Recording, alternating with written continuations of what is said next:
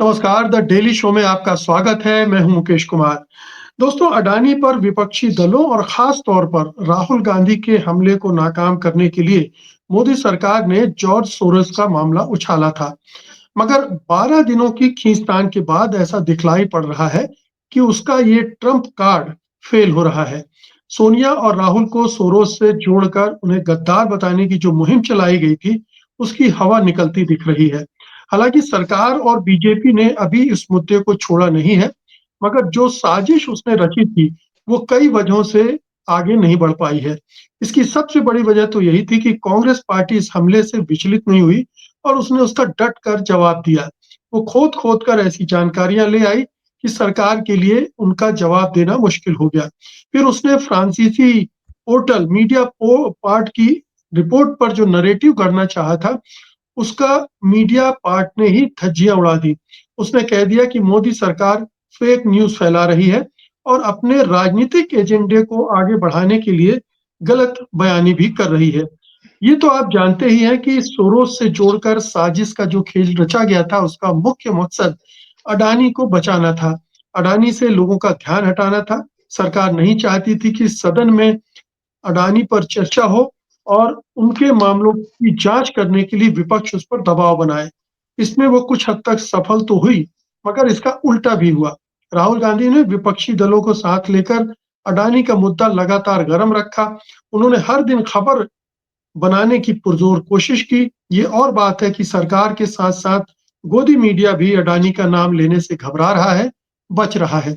अब सवाल उठता है कि क्या ये मान लिया जाए कि सोरोस, सोनिया और साजिश का खेल किस अंजाम तक पहुंच रहा है या नहीं पहुंच रहा है? क्या सोरोस अडानी को बचा पा रहा है? क्या इससे सोनिया, राहुल या कांग्रेस की छवि को कोई दाग लग रहा है? एक महत्वपूर्ण सवाल ये भी है कि इस हमले के भोतरे हो जाने के बाद मोदी और उनकी सरकार क्या करेगी? क्या उनके तर्कश में और भी कुछ डर्टी ट्रिक्स हैं? और हैं तो वो क्या हो सकती हैं? क्या राहुल की नागरिकता भी इनमें से एक हो सकती है? आज की चर्चा का विषय यही है और इन्हीं सवालों पर हम बात करने जा रहे हैं।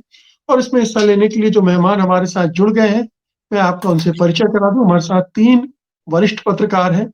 हमारे साथ मीनू जैन है, प्रबल प्रताप सिंह है और शीतल पी सिंह है। आप सबका कार्यक्रम में बहुत-बहुत स्वागत है। प्रबल जी, आपसे नमस्कार। चर्चा की शुरुआत करते हैं। आपको क्या लग रहा है, सोरोस का जो मामला खड़ा किया गया था, सोनिया गांधी से जोड़कर, राहुल गांधी से जोड़कर, गांधी परिवार से जोड़कर, अमेरिका से जोड़कर, डीप स्टेट से जोड़कर, एक साजिश देश के खिलाफ, गद्दारी का आरोप वगैरह-वगैरह। वो आज कहाँ पहुँचता दिख रहा है? क्या उसको कुछ विश्वसनीयता मिलती दिख रही है, एक्सेप्टेबिलिटी मिलती दिख रही है? और देखिए मुकेश, मैं इसे नहीं मानता कि कोई एक्सेप्टेबिलिटी जो सरकार की तरफ से दांव चला गया, इसको लेके कोई स्वीकार्यता है या लोग उसको लेके चर्चा कर रहे हैं। चर्चा हो सकती है, लेकिन वो उसकी स्वीकार्यता उस तरह की नहीं है। दो उसका एक कंटेक्स्ट है। अगर आप देखें कि सोरोस का मामला ये पहली बार नहीं आया है। इससे पहले करीब कुछ वर्षों पहले जॉर्ज सोरोस के मामले वो उस समय भी तमाम इस तरह की बात की गई थी कि वो लेफ्टिस्ट है, मार्क्सिस्ट है और एंटी इंडियन एक्टिविटी में रहता है। तो एन राम ने एक बहुत बढ़िया उस समय हिंदू के जो वो हैं, उन्होंने एक पीस लिखा था। वो क्या है कि मैं सोरोस को जानता हूँ, बहुत अच्छी तरह जानता हूँ। वो वैचारिक रूप से एक वामपंथी विचारधारा के समर्थक हो सकते हैं, लेकिन वो इस तरह का आदमी नहीं कि किसी मुल्क के डिस्टेबलाइजेशन या कोई ऐसी गतिविधि में शामिल हो जिससे किसी मुल्क का नुकसान हो। उनकी विचारधारा अलग है। दूसरी बात, वो एक बहुत ही जिस तरह का आर्थिक रूप से संपन्न आदमी है, उनके बारे में आपने सुना होगा कि जो वहाँ उनके फंड्स हैं। अब आप बात एन रवि जो गवर्नर हैं तमिलनाडु के, उनकी बेटी जो है डॉक्टर रवि, वो उनके उनके साथ रही। डिनायल है, उन्होंने कहा कि साहब मैंने नहीं काम किया। और जो फंड आया है उसमें बड़ा इंटरेस्टिंग उन्होंने कहा वो तो कोई फंड डायरेक्ट नहीं आता है, वो तो एफसीआरए है और एमएचए के थ्रू रूट किया आया होगा। कहीं कहीं सरकार ने उसको क्लियर शुरू किया गया। ये विवाद यही था कि अडानी को लेकर के जिस तरह की चर्चा, अगर आप याद हो, शीतल जी को याद होगा, मीना जी को भी, कि बोफोर्स का जब मामला था तो यही मामला था। कोई जानता नहीं था बोफोर्स क्या है, लड्डू है या आलू है या क्या है, लेकिन लोग इस बात की चर्चा करते थे कि दलाली हुई है उसमें।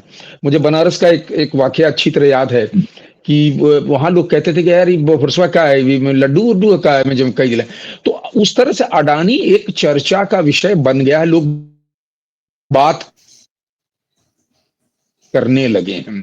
और इसमें आप कहीं हद तक तो उस अगर कॉन्टेक्स्ट में इंस्टॉल कर सकते हैं, डिबेट नहीं होने दे सकते हैं, आप नैरेटिव कंट्रोल करने की बात कर सकते हैं जो मेन स्ट्रीम मीडिया है। लेकिन सोशल मीडिया में जिस तरह की बातें आ रही हैं, तो मुझे अब मुझे नहीं लगता कि एक बहुत ज्यादा मामला सरकार के हित में जाने वाला है सोरोस का मामला। जी। शीतल जी, आपको क्या लगता है ये मामला क्या अब धीरे-धीरे इसकी हवा निकल गई है? जिस तरह से कांग्रेस ने जवाब दिया, फिर जिस तरह से एक के बाद एक नई जानकारियाँ भी आई और ये धीरे-धीरे लोगों को भी समझ में आने लगा कि ये मामला अचानक उठाया क्यों गया? नहीं, बिल्कुल आप ठीक कह रहे हैं देखिए कि आप शीतल जी हाँ, से कहिए। सवाल। सॉरी, जी। हाँ बोलिए नहीं, सीधी नहीं, कह देने दीजिए। जी देखिए, जी नहीं, आप सोरोस बोलें जो है प्लीज, मैं सुन नहीं पाया था। सोरोस जो है दुनिया में कॉन्स्पिरेसी थ्योरीज में अगर आप गूगल करें या कुछ करें तो उनका नाम बहुत जगह बहुत तरह से आता है। खासकर उन्हीं देशों में आता है जिन देशों में या तो तानाशाही है या तानाशाही जैसी स्थितियां हैं, अर्ध तानाशाही कह लीजिए, या जैसे रूस है। रूस में भी उनकी चर्चा होती है, चीन में भी होती है, भारत में तो अभी शुरू हो गई है कुछ वर्षों में। और एक हंगरी देश है, वहां ओरबान नाम के एक सज्जन हैं जिनको यूरोपीय देशों में उसी तरह का समझा जाता है जैसा आप हार्डलाइनर कह सकते हैं भारत के संदर्भ में या रूस के संदर्भ अति में। दक्षिणपंथी कह सकते हैं, अति दक्षिणपंथी। मतलब शासन चलाने का जो उनका तौर तरीका है वो सामान्य यूरोपीय देशों का जो तौर तरीका है उससे भिन्न है, और उसमें अतिवाद है अलग तरह का, और बहुत सारे सवालों पर उनकी राय भी अलग होती है, और उनको लेके धारणा भी वहां सब जगह इसी तरह की।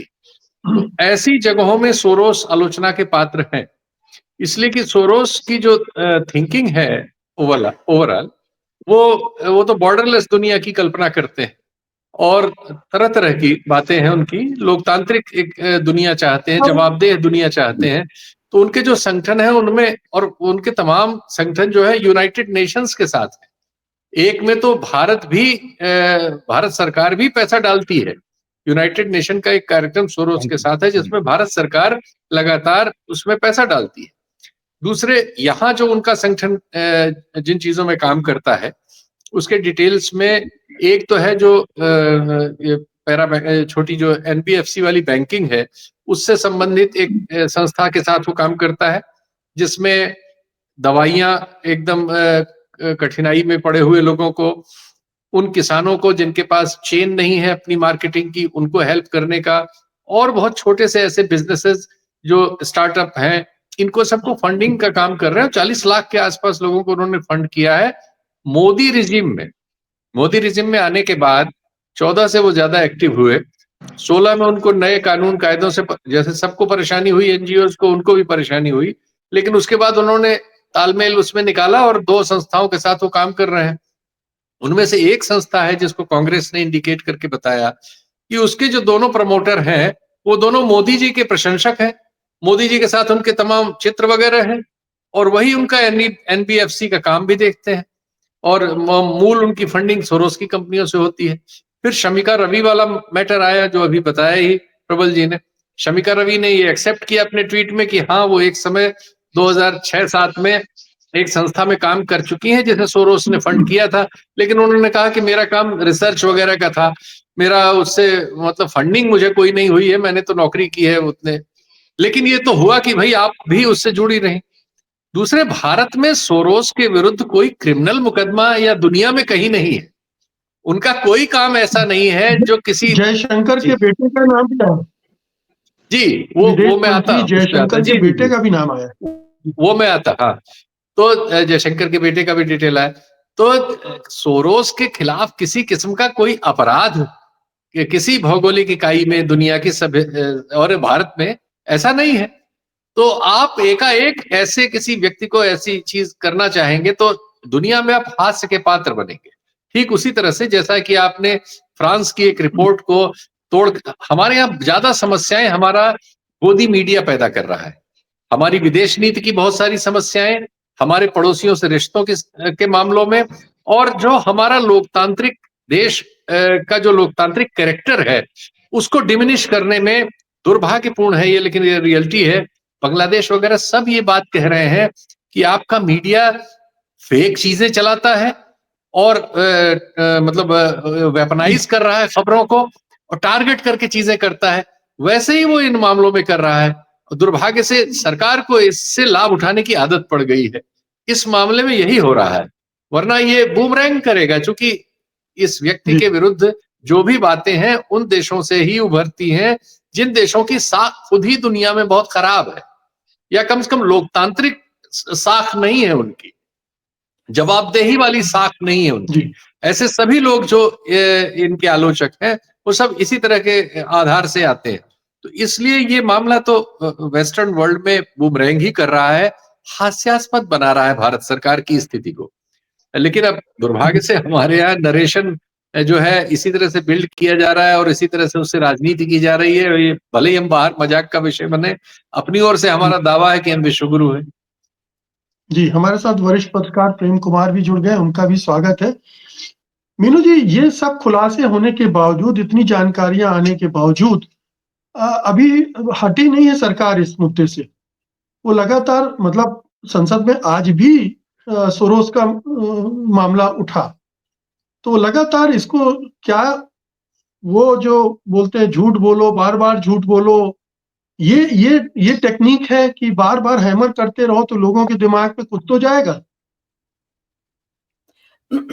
जी, मुकेश जी, देखिए ये सारी शोरगुल के बीच में एक बात बड़ी महत्वपूर्ण है जो कि चर्चा में नहीं आई है। निशिकांत दुबे जिस वक्त संसद में बोल रहे थे, उन्होंने राजीव गांधी फाउंडेशन के साथ-साथ एक फाउंडेशन का, हंस फाउंडेशन का नाम और भी लिया है। उसकी यहाँ चर्चा है उत्तराखंड में काफी। और जो हंस फाउंडेशन है वो उत्तराखंड सरकार में मंत्री सतपाल महाराज के भाई और उनकी पत्नी चलाते हैं, मंगला जी और भोले जी। तो वो चलाते हैं और वहां पे दिन रात मंत्रियों का आना जाना लगा रहता है लगातार। और वो करते तो सोशल वर्क है, लेकिन उनको सरकार की तरफ से वाई श्रेणी की सुरक्षा दी गई है, पति पत्नी को। और वो सरकार के जो स्वास्थ्य के संबंधित कुछ काम है और शिक्षा से संबंधित कुछ काम है, उनमें वो भी फंडिंग करते हैं, वो भी पैसा लगाते हैं। तो एक जो जाने अनजाने में उन्होंने शायद बगैर वेरिफिकेशन किए हंस फाउंडेशन का नाम ले दिया है। उस हंस फाउंडेशन से उत्तराखंड भाजपा के बहुत गहरे रिश्ते हैं।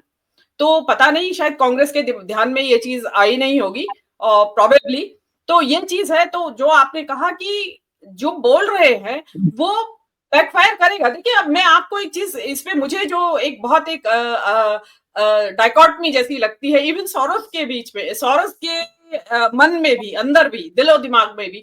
देखिए, वो एक तरफ तो कैपिटल मार्केट में इन्वेस्टमेंट करते हैं और दूसरी तरफ उनकी सोच टुवर्ड्स लेफ्ट है, उनकी थिंकिंग। और शायद उसका कारण यह है उनकी शिक्षा, क्योंकि वो दर्शन शास्त्र के विद्यार्थी रहे। बीएससी एमएससी उन्होंने जो लंदन स्कूल ऑफ इकोनॉमिक्स से किया, वो दर्शन शास्त्र में किया।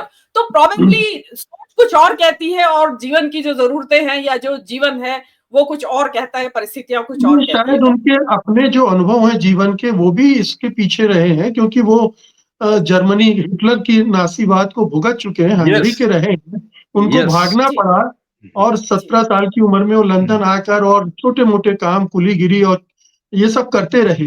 तो ये इन अनुभवों ने उन्हें सिखाया कि इस तरह की जो सत्ताएं होती हैं वो किस तरह से लोगों को सताती हैं। जी, उन्होंने बिल्कुल नजदीक से देखा कि जो अधिनायकवाद है वो मतलब किस तरीके से पूरी की पूरी नस्ल का संहार कर सकता है।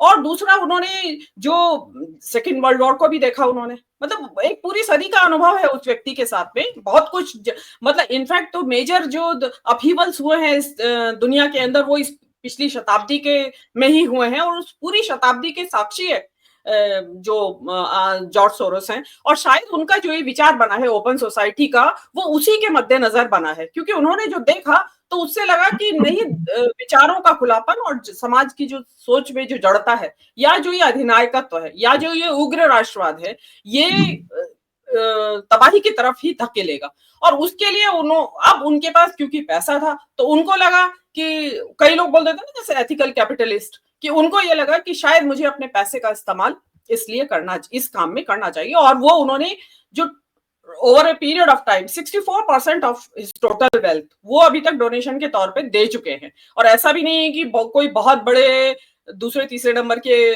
अमीर है इस दुनिया में।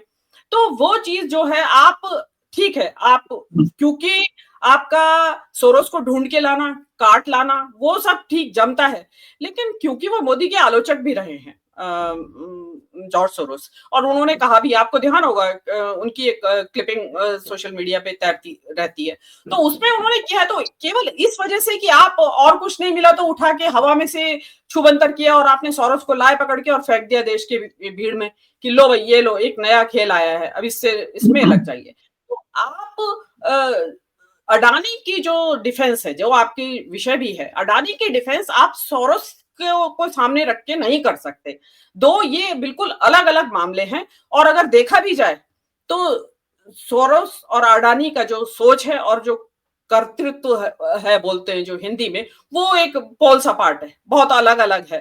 तो वो चीज आप काटना भी चाहें अगर समझा के भी, भले पब्लिक को ग्रेजुअली पता तो चलेगा कि सोरोस कौन है, तो आप जैसे मीडिया चैनल्स बता देंगे, नहीं पता चलेगा तो पब्लिक को जब जानकारी होगी तो मुझे ऐसा लगता है कि शायद पब्लिक सोरोस की जो सोच है उससे ज्यादा मुतमईन होगी। क्योंकि भाई कि बंदा बात तो ठीक कह रहा है, क्योंकि मोदी जी की जिस तरीके की तानाशाही प्रवृत्तियां बढ़ती जा रही हैं और जो अब चल भी रहा है, आज वन नेशन वन इलेक्शन और आ गया है, तो वो उसी तरफ ले जाने की तैयारी है।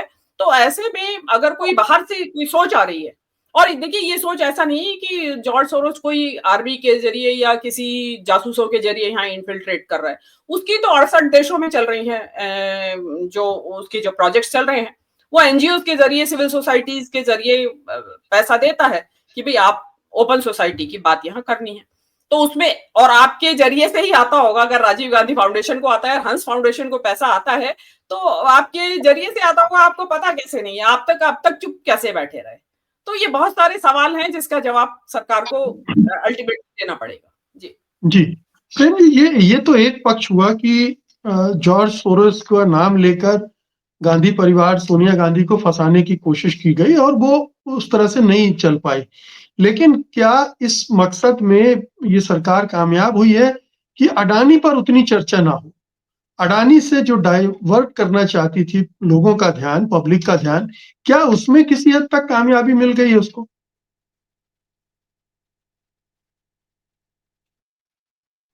जी, शुक्रिया मुकेश सर। देखिए, कामयाबी मिलती तो दिख रही है, इसमें कोई दो मत नहीं कि जब संसद में सत्ता पक्ष ही संसद को चलने नहीं दे रहा है और सोनिया गांधी तेरा रिश्ता क्या सोरोस से जैसे नारे लग रहे हैं, तो डिफेमेटरी एंगल से भी और अपोजिशन पर हमला करने के एंगल से और जो चर्चा अडानी के प्रकरण पर होनी चाहिए उस हिसाब से भी ध्यान बटाने के हिसाब से, क्योंकि उनके पास मीडिया का बड़ा वर्ग भी है उसी विषय पर बने रहने के लिए, तो वो उस हिसाब से कामयाब हो रहे हैं। लेकिन जनता बहुत बड़ी ऑब्जर्वर होती है, जनता उस ध्यान भटकाने को भी ऑब्जर्व करती है। और जो बातें हम लोग चर्चा में कर रहे हैं कि एस जयशंकर जी के बेटे का नाम है या शमिका रवि हैं या दूसरे, तो हम ये नहीं समझते कि उनका भी कोई दोष है, ये लोग भी इनोसेंट हैं। ये तो काउंटर में नाम दिए इसलिए जा रहे हैं कि चूंकि सोरोस से फंडिंग पाने वाला कोई संगठन गद्दार हो गया आप कह रहे हैं, कोई नेता गद्दार हो गई आप कह रहे हैं, तो अगर ये गद्दार है तो आप लोग कहाँ बचे हुए हैं, इसलिए नाम दिया जा रहा है ना। दरअसल कोई भी व्यक्ति, इस देश में बहुत सारे संगठन हैं जिसको सोरोस से फंडिंग मिलती रही है, खुद सोरोस से, जबकि कांग्रेस ने बताया है कि सोरोस को जहां यूएन से जो फंडिंग मिल रही है उस फंडिंग में इंडिया एक कंट्री के तौर पर चौथे नंबर का हिस्सेदार है। तो इसका मतलब है कि सोरोस को फंडिंग इंडिया कर रहा है और सोरोस दूसरे ऑर्गेनाइजेशन को फंडिंग कर रहा है, और सोरोस गद्दार है तो भाई गद्दारी का तो फिर इंडिया सरकार पर ही ब्लेम आ जाता है कि भारत सरकार ही गद्दार है क्या, कि जो सोरोस जो इंडिया के खिलाफ काम कर रहा है उसको इंडिया ही मदद कर रही है क्या। ये सारी बातें सामने आती हैं। तो कुल मिलाकर के ये जो मुद्दा ही गढ़ा गया है, लाया गया है, वो डाइवर्जन के लिए है। इस मुद्दे में सब्सटेंस तो है ही नहीं, लेकिन हल्ला इतना ज्यादा है कि सब्सटेंस नजर आता है, क्योंकि इतनी बड़ी बात और इतने बड़े स्तर पर कह दी जाती है कि सदन के भीतर राहुल गांधी को कोई गद्दार कह दे और वो शब्द हटाया नहीं जाए, नेता प्रतिपक्ष है वो कोई हटाया नहीं जाए। भाई राष्ट्रीय चैनल है दूरदर्शन, उस पर दिन दहाड़े रोज नेता प्रतिपक्ष जो संवैधानिक पद है उसके खिलाफ में एक कैंपेन चलाया जाता है। मैं राष्ट्रीय टीवी का नाम ले रहा हूं क्योंकि दूरदर्शन की तो अपनी प्रतिबद्धताएं भी हैं देश के लिए, प्रधानमंत्री के लिए, नेता प्रतिपक्ष के लिए, उन सब का की धज्जियां उड़ाई जा रही है।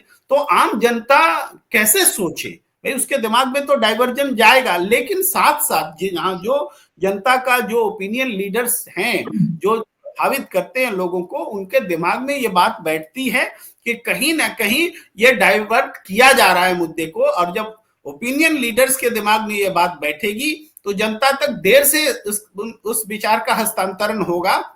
लेकिन ये होकर रहेगा कि ये मोदी सरकार या मोदी जो भी है वो अडानी के फेवर में काम करती है, और उस मुद्दे पर जो भी अडानी का मतलब क्या है, भ्रष्टाचार का सिस्टम है। अडानी एक व्यक्ति हो तो निश्चित रूप से आप सदन में नाम मत लेने दीजिए, आज भी हटाया गया, रोज हटाया जाता है, तो सदन में सोरोस का नाम क्यों लिया जाता है? ये तो आर्गुमेंट चलेगा ही नहीं कि आप उस व्यक्ति का नाम ना ले जो सदन में ना हो। वो व्यक्ति नहीं, एक मुद्दा है, भ्रष्टाचार का मुद्दा है, जो भारत में कर्मचारियों को रिश्वत दे रहा है, टेंडर हासिल कर रहा है और महंगी बिजली बेच रहा है, हिंदुस्तान के लोगों की ठगी कर रहा है, हिंदुस्तान के लोगों का खून चूस रहा है। वो सिस्टम है भ्रष्टाचार का। तो इस वजह से ये मुद्दा उठ रहा है। लेकिन इस बात की लड़ाई यही है कि कैसे अडानी को एक व्यक्ति न रहने दिया जाए, ये भ्रष्टाचार का सिस्टम बताया जाए। तो वो लड़ाई, उस लड़ाई में अभी जाहिर है अभी तक तो यही दिख रही है कि बीजेपी डाइवर्ट करने में कामयाब है फिलहाल। जी प्रबल जी, क्या आपको लगता है कि जितना पोलराइजेशन हो गया है हमारी पॉलिटिक्स में भी और समाज में भी, उसमें कई बार तथ्यों पर लोग नहीं जाते।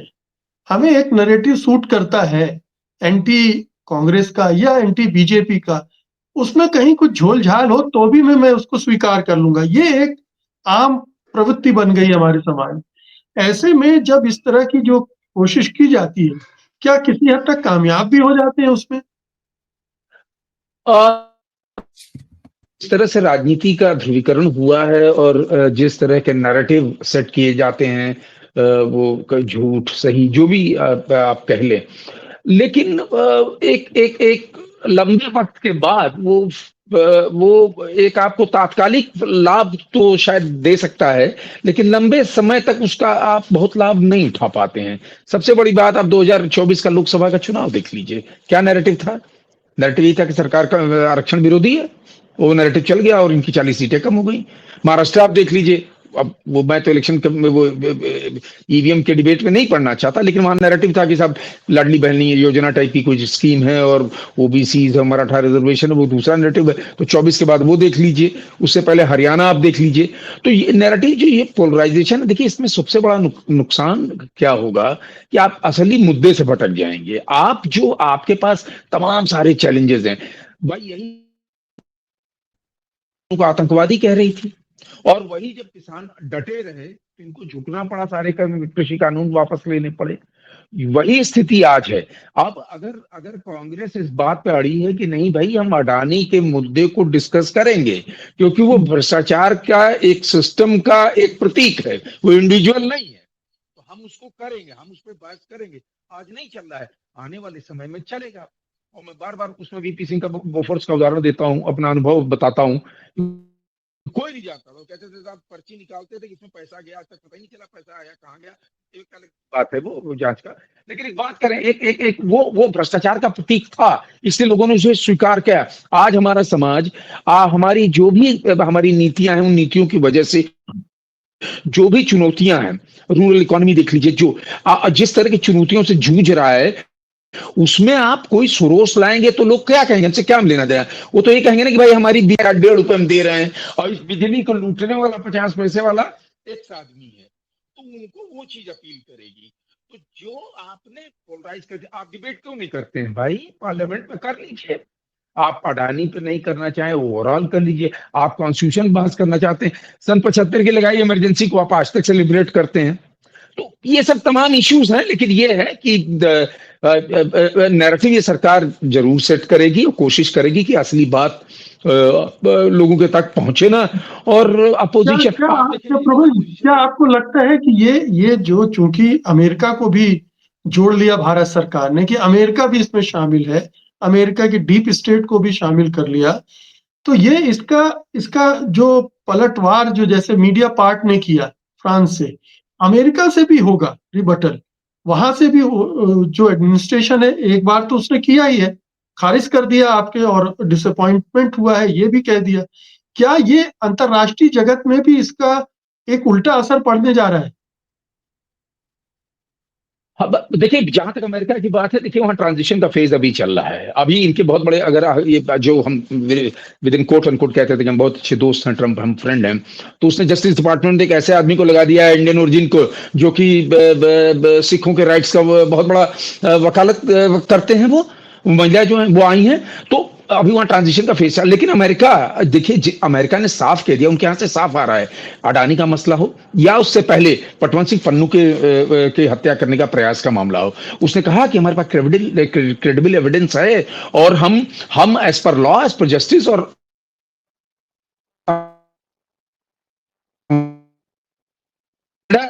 की अगर आप बात करें, कनाडा में क्या हुआ कि जो वहां की लोकल कोर्ट से, जो हमारे जो ऑफिशियल्स थे, जिनको कहा गया they are person of interest, withdraw किया। कनाडा किस पे विड्रॉ किया है, जो कहा गया कि यहाँ की सरकार शामिल थी, उसमें उसने कहा नहीं हमारा इस तरह का कोई बयान नहीं है। लेकिन जो उनकी प्रोसीडिंग वहां की है, जो पर्सन ऑफ इंटरेस्ट है, जो उन्होंने कोर्ट को इन्फॉर्म किया है, वो तो अभी एग्जिस्ट करता ही है ना, वो तो चल ही रहा है। उसी तरह से अमेरिका आज नहीं कल वो आएगी स्थिति। आप कहोगे अडानी भाई, एफबीआई जाती है और अडानी के बेटे का फोन जो है सीज कर लेती है, किससे किससे बात हुई, तो वो इसलिए थोड़ी सीज किया होगा कि उनके यहाँ एक प्रोसेस हो, अपने प्रोसेस से चलेंगे। आपको पसंद आए ना पसंद आए तो वो रिएक्ट जरूर करेंगे एक पॉइंट के बाद। अभी ट्रांजिशन का फेज है, जनवरी के बाद जब ट्रम्प फुल फ्लेज पावर में आ जाएंगे, तो मुझे लगता है कि अमेरिका इस तरह से रिएक्ट करेगा, भाई हमारी एविडेंस है, हम इस एविडेंस के हिसाब से चाहिए, आप सही करें। जी मीनू जी, क्या आपको लगता है कि अब चूंकि ये मामला उतना नहीं चल रहा है, तो कुछ और मामले उठ सकते हैं सरकार की तरफ से? राहुल की नागरिकता का भी सवाल आने वाला है। अभी कोर्ट में सुनवाई है मेरे ख्याल से 20 दिसंबर को, 20 या 22 दिसंबर। ये एक नया खेल वहां से भी शुरू होगा। देखिए, ये राहुल की नागरिकता का सवाल, आपको ध्यान होगा कि ये सुब्रमण्यम स्वामी बहुत पहले भी गए थे, प्रोबेबली ये हाई कोर्ट गए थे, वहां से डिसमिस हो गई थी उनकी पिटिशन कि ये इसमें कोई दम नहीं, मतलब प्रूफ वो नहीं दे पाए थे। उसमें जरूरत इस बात की है कि वहां का जो सरकार है ब्रिटेन की, उसको अगर यहाँ की सरकार डायरेक्ट दरख्वास्त करेगी उनसे कि भाई ये इसके बारे में हमें स्टेटस दिया जाए, तो वो देंगे। तो ये किस बेस पे गए हैं? ये गए हैं कि किसी एक थर्ड पार्टी ने वहां से मेल भेजी है लंदन से इनके पास कि ऐसा है, यहाँ पे दर्ज है। लेकिन कोर्ट ऐसे थोड़ी मानेगी कि कोई थर्ड पार्टी की एक ईमेल आ गई और उसके बेस पे मान लिया कि राहुल गांधी वहां का नागरिक नहीं है।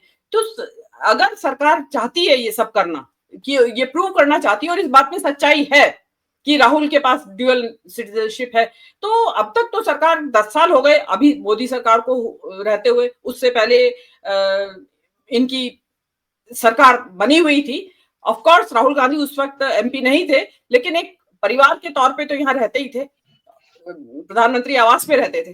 तो वो उन्होंने उस वक्त इस चीज का संज्ञान क्यों नहीं लिया, या 10-11 साल से अभी तक इनको होश क्यों नहीं आया? क्योंकि राहुल गांधी तो शुरू से हमलावर हैं और चल भी रही है इनकी आपस में। और जिस तरीके से विपक्ष को ये दुश्मन समझते हैं, विपक्ष तो प्रतिपक्ष तो समझते नहीं है, दुश्मन समझते हैं, तो उसकी कब की इनको गवर्नमेंट से इंफॉर्मेशन पूरा बाकायदा ऑफिशियल चैनल के जरिए इनके पास आ जानी चाहिए थी और इसका अब तक का निस्तारा हो जाता प्रॉब्लम का। लेकिन राहुल गांधी जिस तरीके से बिल्कुल निफराम है, निश्चिंत है, मतलब कोई लगता नहीं है कि कोई किसी तरीके की कोई उनके अंदर कोई बेचैनी है या परेशानी है कि शायद ऐसा हो जाएगा, क्योंकि अगर ऐसा होता तो राहुल गांधी अब तक शांत बैठ गए होते।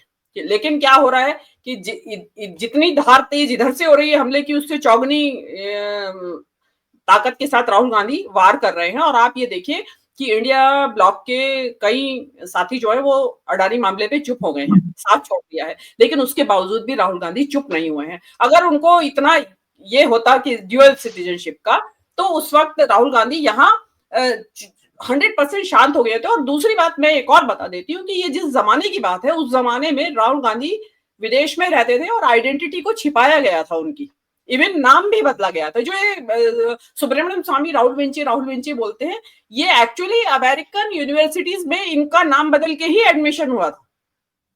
तो वो क्योंकि जैसा व्यक्ति का नाम बदला गया तो प्रोबेबली उसका पासपोर्ट भी बनवाया गया होगा नया सरकार की तरफ से।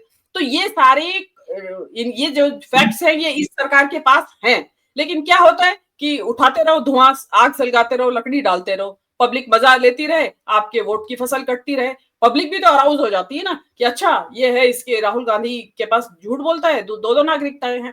लेकिन असलियत इनको भी पता है, क्योंकि वो कागजात रिकॉर्ड में तो वहां भी होंगे, ऐसा तो नहीं कि डिस्ट्रॉय हो गए होंगे विदेश विभाग में, पासपोर्ट कार्यालय में, वो सब होंगे इनके पास। और वो सब ही काम, वो फैक्ट्स सरकार के पास है, वही फैक्ट्स राहुल गांधी के पास है।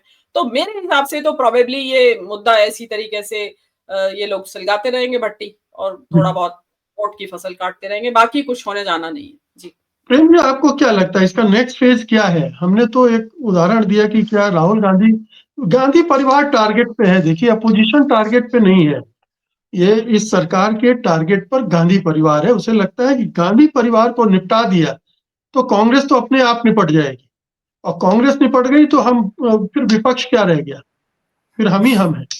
तो ये अगला क्या आपको लग रहा है, क्या होगा?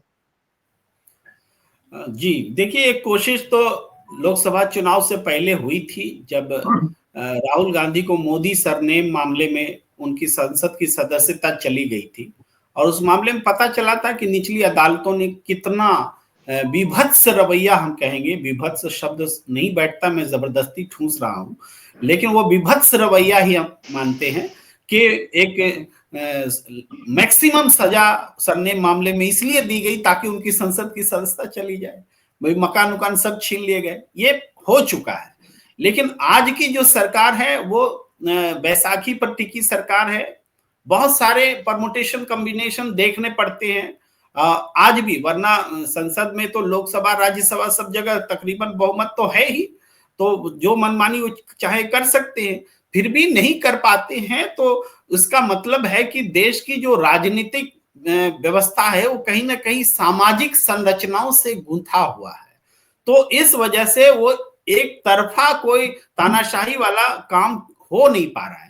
लेकिन उसके लिए पृष्ठभूमि तैयार है, जैसे सिटीजनशिप का मामला है, या सिटीजनशिप मामले में बस एक लाइन मैं बोलूंगा कि देखिए, वो चूंकि राजीव गांधी जी की हत्या के बाद या इंदिरा जी की हत्या हुई थी, तो इस वजह से उनको विदेश में बाहर पढ़ना पड़ा था, और गृह मंत्रालय की पूरी जानकारी में ये बात रही है कि कब कहां कैसे उनके नाम बदले गए और क्या कुछ हुआ। तो इसलिए गृह मंत्रालय कभी अगेंस्ट में रिपोर्ट दे ही नहीं पाया है। अब इस बार देखना है, पहले भी सुनवाई हुई जैसा कि मीनू जी चर्चा कर रही थी, इस बार देखना है कि गृह मंत्रालय क्या रिपोर्ट देता है। तो उस पर बहुत कुछ निर्भर करेगा, और वो बात भी कि किस हद तक राहुल गांधी के खिलाफ या गांधी परिवार के खिलाफ सरकार जा पाती है, ये देखने वाली बात होगी। लेकिन इसमें तो कोई संदेह नहीं कि बीते कुछ सालों में राजनीति की धुरी इंडिया गठबंधन और इंडिया गठबंधन की आत्मा बनकर के कांग्रेस है। बाकी सब उनके आंख कान नाक हो सकते हैं, लेकिन आत्मा तो कांग्रेस है, क्योंकि कांग्रेस से इतने मतभेद के बावजूद अखिलेश यादव जी हो, ममता बनर्जी हो, सबको इंडिया गठबंधन चाहिए। इसका मतलब क्या है कि इंडिया गठबंधन एक ऐसे वोटों का ध्रुव बन चुका है जहां से सबको अपनी जरूरत पूरी होती दिखती है। वरना सब कांग्रेस से तो सबकी मत भिन्नता है, कांग्रेस के साथ ही ना आते। तो लेकिन ये एक ध्रुव बन चुका है, यानी वैचारिक स्तर पर, राजनीतिक स्तर पर, चुनावी राजनीति के ख्याल से देश दो ध्रुव में है। वरना तीसरा मोर्चा तो बहुत समय से कुलबुला रहा था, पिछले चुनाव में भी नहीं हो पाया, इस चुनाव में भी नहीं। अब तीसरे मोर्चे का अस्तित्व तो खत्म हो गया, इसीलिए बाइपोलर पोजीशन है। बाइपोलर पोजीशन में कोई रास्ता नहीं है उनके पास। तो ये स्थिति है जिसमें भारतीय जनता पार्टी चाहे भी तो गांधी परिवार के खिलाफ एक तरफा कार्रवाई करना बहुत मुश्किल है, क्योंकि पूरी देश की राजनीति का सामाजिक ताना बाना उनको ऐसा करने से रोकता है। जी जी, ये प्रबल जी, आप इस नागरिकता वाले इशू को कैसे देखते हैं, या इसके अलावा भी आपको कुछ लग रहा है कि आने वाले दिनों में हमें कुछ दूसरे तरह की इस तरह के नैरेटिव दिखेंगे जिसमें अपोजिशन को गद्दार साबित करने की कोशिश की जाए? मतलब ये कई ऐसे देशों में देखा गया है कि अपोजिशन को इसी तरह से विलेनाइज किया जाता है और फिर उसके आधार पर पोलराइज किया जाता है पब्लिक को। क्या ये सिलसिला अभी आगे बढ़ेगा तो कैसे? देखिए, जहां तक नागरिकता का सवाल है मुकेश जी, मैं आपको बताऊं, जैसे पहले हाई कोर्ट ने इनकी पटिशन को खारिज कर दिया था, लेकिन इस बार हाई कोर्ट ने नोटिस इशू किया है। तो अब वो देखते हैं कि सरकार वहां क्या कर सकती है। सही बात है कि चूंकि राजीव गांधी की हत्या हुई थी तो उनकी पहचान छुपा करके, और ये दुनिया में होता है कि आप अपने लोगों की पहचान छुपा के उनको कहीं रहते हैं जो आपके लिए इंपॉर्टेंट लोग हैं, तो उस पहचान छुपाने की वजह से जो पूरी प्रक्रिया है। अब अगर हाईकोर्ट और अगर गृह मंत्रालय ये कहता है कि नहीं साहब गड़बड़ हुआ है, तो वो एक अलग उस पर बहस चलेगी। फिर ये लगेगा कि नहीं भाई ये करेंगे, लेकिन मुद्दे ये लाएंगे। देखिए, मुद्दे इसलिए लाएंगे, मैं बार बार आप एक बात समझें, किसान आपका बैठा हुआ है, ये वही किसान है जो हथियार नहीं उठा रहा है, जो चुपचाप बैठा है। आप फोर्स लगा दी हो, आप ब्लॉकेट कर दी हो, हथियार नहीं उठा रहा है ना। जबकि वो तो पंजाब का ज्यादातर उसमें हिस्सा है जहां पे कि वो तो आतंकवादी वो झेल चुका है दंश को, है, और आज वो शांति से आपका विरोध कर रहा है। दूसरा है ये, देखिए इनका किया है सत्ता में क्या कि साहब हम भ्रष्टाचार नहीं होने देंगे, और लगातार आप यहाँ पे नहीं आ पा रहा है सामने, लेकिन दुनिया के देशों में से तो आ रहा है ना भाई। अमेरिका ने तो कह दिया ना कि भ्रष्टाचार हुआ है, पैसे खिलाए गए हैं। तो ये नैरेटिव ये कंट्रोल करना चाहेंगे कि भाई ये ना हो कि हम हमारे ऊपर भ्रष्टाचार, हमारे ऊपर ये छींटा पड़ जाए, हमारा दामन काला हो जाए। तो अभी तो ये शुरुआत है। आप अपने अडानी आप डिबेट देखिए, उसमें जो एक अच्छा जो मुझे लग रहा है राजनीति के हिसाब से एक डेवलपमेंट है कि वो फर्म है कांग्रेस की, नहीं हम इस पे बात करेंगे ही करेंगे। तो उससे अगर वो लाइन वो परस्यू करते हैं तो उनको और आलोचनाएं झेलनी पड़ेंगी, और ये नया मुद्दा भी आएगा। सबसे बड़ा मुझे लगता है ये सिटीजनशिप वाला। अगर होम मिनिस्ट्री ने कह दिया कि नहीं साहब ऐसा कुछ नहीं है, तो मामला फिजल आउट कर जाएगा। और अगर किसी वजह से उसने गोल बलोल थोड़ा विवाद आगे बढ़ेगा तो वो मामला आगे होगा। अभी तो इसके अलावा देखते हैं आगे धीरे धीरे कि क्या होता है। जी, शीतल जी, आपकी आखिरी टिप्पणी, क्या आपको लग रहा है कि यहाँ से ये जो खींचतान या रस्साकशी या संघर्ष चल रहा है, कांग्रेस, खास तौर पर कांग्रेस, मैं कहूंगा कांग्रेस राहुल गांधी परिवार के साथ मोदी परिवार का, उसको किस तरह से दिशा में जाते देख रहे हैं? देखिए, जैसा इस तरह के सारे देशों में जहां इस तरह की राजनीतिक प्रक्रिया शुरू हो जाती है, जो दुर्भाग्य से हमारे यहाँ शुरू हो गई है, उसमें फिर चीजें खराब ही हुई हैं। कहीं भी ऐसा हमारे पास सबक नहीं है कि उसमें चीजें फिर बेहतर हुई हो।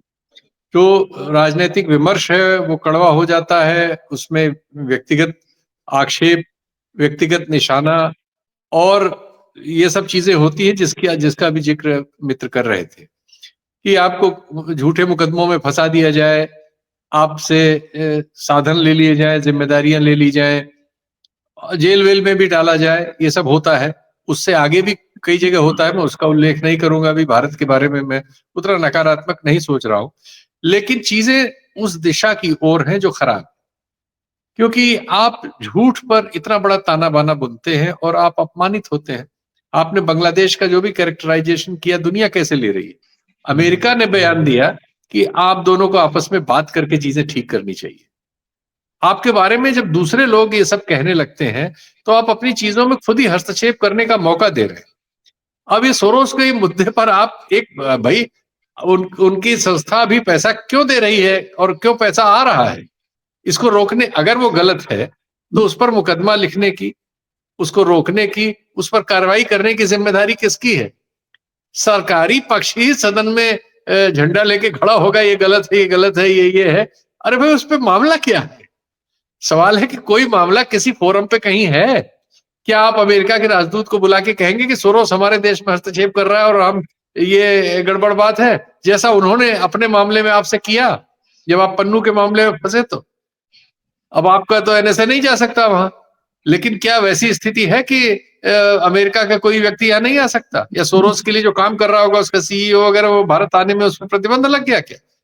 कार्रवाई कुछ नहीं है, कोई मुकदमा नहीं है, लेकिन आप एक नाम को पैदा करके और एक काल्पनिक शत्रु पैदा करके कर रहे हैं। तो ये दुर्भाग्य से ये राजनीति जहां जहां इस तरह से है, खराब ही दिशा में जाती है, जो लोकतंत्र के लिए और जवाबदेह वाली सत्ता होने के विरुद्ध जाता है।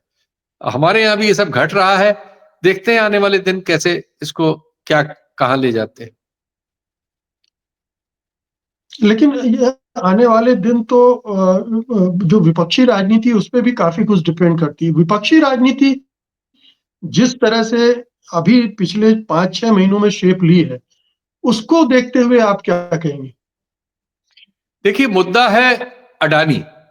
अडानी के मुद्दे पर विपक्ष बचा नहीं है, सिर्फ कांग्रेस और राहुल गांधी बचे हैं। कांग्रेस भी पूरी नहीं बची, उसमें बहुत सारे लोग ऐसे हैं जो वहां से जुड़े हुए हैं। तो राहुल गांधी कितने दिन इस पे कंसिस्टेंट रह पाते हैं, ये देखने की बात होगी, क्योंकि इतना दबाव है। उनके सारे सहयोगी जो हैं इस मामले पर उनसे कन्नी काट रहे हैं, सीधे या दाएं या बाएं। और ये बात जितना आगे बढ़ेगी उतनी कन्नी काटने वालों की संख्या बढ़ती जाएगी, क्योंकि राजनीति जैसी है उसमें अडानी जैसों का ही रोल मुख्य होता है। अंबानी के यहाँ शादी में आपने देखा ही था, सिर्फ राहुल गांधी और सोनिया गांधी नहीं गए, बाकी कौन नहीं गया? तो सारे लोग गए। आज अंबानी से संबंधित कोई मामला होगा तो जो लोग वहां शादी में न्योता पूड़ी खा रहे थे, उनमें से कितने लोग खड़े होंगे? अब बहुत सारे ऐसे सवाल है। ये तो अडानी अंबानी दोनों का नाम लेते हैं अडानी पर इसलिए कि उन पर सीधे सीधे मामले आ गए हैं, उनके तथ्य आ गए हैं और उनको सरकार दरी डालने की कोशिश कर रही है। तो जाहिर है कि उसको राहुल एक बड़ा स्वर देने की कोशिश कर रहे हैं। लेकिन कौन उनके साथ है? उनके साथ तो मुझे नहीं लगता विपक्ष में कोई भी एक भी बचेगा। उनकी पार्टी में ही बहुत सारे दरक जाएंगे। तो इसलिए आने वाले दिन कैसे अनफोल्ड होंगे देखना होगा। जी, और अकेले पड़ेंगे राहुल तो घेर के मारना भी आसान हो जाएगा मोदी सरकार के लिए। जरूर भाई, कोशिश तो की ही गई थी, उनसे सदस्यता ले ली गई थी, घर खाली करा लिया गया था। अब वो जो मामला है उसमें क्या होम मिनिस्ट्री कहती है वो भी देखते हैं, वो भी एक महत्वपूर्ण बिंदु है, देखते हैं। तो ये एक महत्वपूर्ण बिंदु है, टर्निंग पॉइंट होगा कि गृह मंत्रालय क्या रिपोर्ट देता है कोर्ट में और उसके बाद ये मामला कैसे आगे बढ़ता है। लेकिन फिलहाल ये कहा जा सकता है कि सोरोस वाला मामला जो है वो फ्लॉप होते दिख रहा है। वो जो हासिल करना चाहते होंगे उसका आधा तो उसने हासिल किया है सरकार ने, कि अडानी के मामले से ध्यान हटाने की कोशिश में किसी हद तक कामयाब हुई है सरकार, लेकिन गांधी परिवार को फंसाने में वो कामयाब नहीं हुई। बहुत बहुत शुक्रिया आप सबका आज की चर्चा में हिस्सा लेने के लिए। धन्यवाद, नमस्कार।